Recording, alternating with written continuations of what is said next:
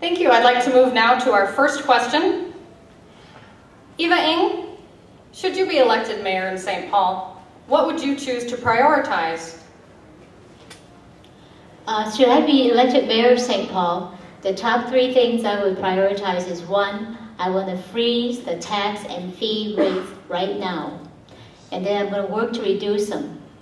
And then I'm going to go and find ways to streamline the operations of City Hall to make everybody successful at what they do. The second thing I'm going to do is I'm going to grow the tax base by creating jobs. And I have a couple of ideas for that. Then the last thing that's high in my priority is that I want to make sure that we are safe and secure as a city, that we prioritize our spending for fire, police, and emergency services. Make sure that our roads are repaired the way they're supposed to, and those would be my top priorities. Thank you. Chris Coleman, same question. Thank you very much.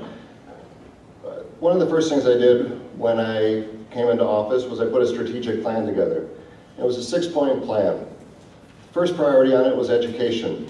Even though the mayor of the city of St. Paul doesn't control the school districts, it is absolutely critical for the future of our community to be engaged in the education process, to make sure all of our children go to school ready to learn.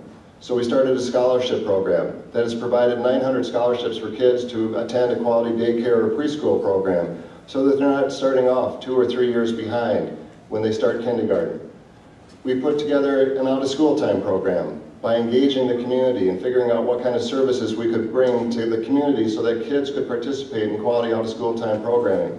As a result of that, literally thousands of children are taking a circulator bus that we put together. 30,000 kids have ridden that bus to get to quality out-of-school time programming at the Y, at the Boys and Girls Clubs, at faith-based groups, arts groups, all these kinds of things that have been put together in the community.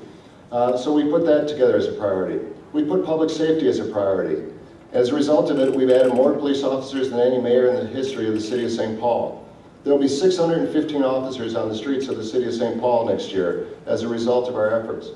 In addition, there's going to be 18 additional firefighters in the fire stations that will make sure that those 4-minute response times that are critically important to the health and safety of our community will not only be maintained, but perhaps even strengthened.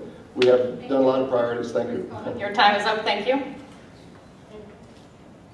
Eva Ng, same question. I have a quick rebuttal to that.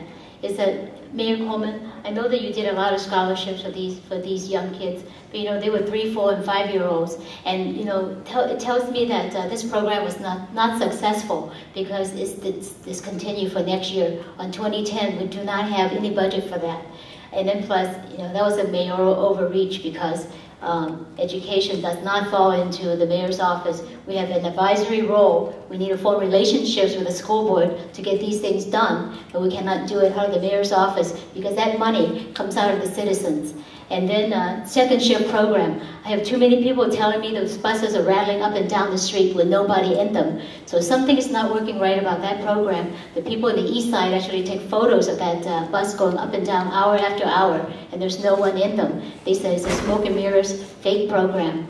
So that's all I gotta say about that. Thank you. I'm sorry, if our audience members would please refrain from applause until the end of the evening. Yes. I don't believe that a program that it engages kids, that gives them opportunities, that helps them get off to a good start could ever be called a smoke and mirrors program. It's really about doing everything that we can. And it doesn't necessarily mean that you change things overnight, but you begin a process. We engage the foundation community. One of the things that I'm proudest of is we've been able to bring $25 million worth of foundation resources to our office and to do things like the scholarship program. The unfortunate thing is, given the fact that we have one of the worst economic times in the history of this country, a lot of those resources are no longer available. But we know it works. The research that was done by the Federal Reserve in Minneapolis has proven that every dollar that's invested in early childhood education is returned 16 or 17 plus times during the course of that children's lifetime. We have no choice but to do everything that we can. And so I hope that the people that are taking pictures of those buses would rather spend their time going out and getting kids to ride those buses to get to those quality programs.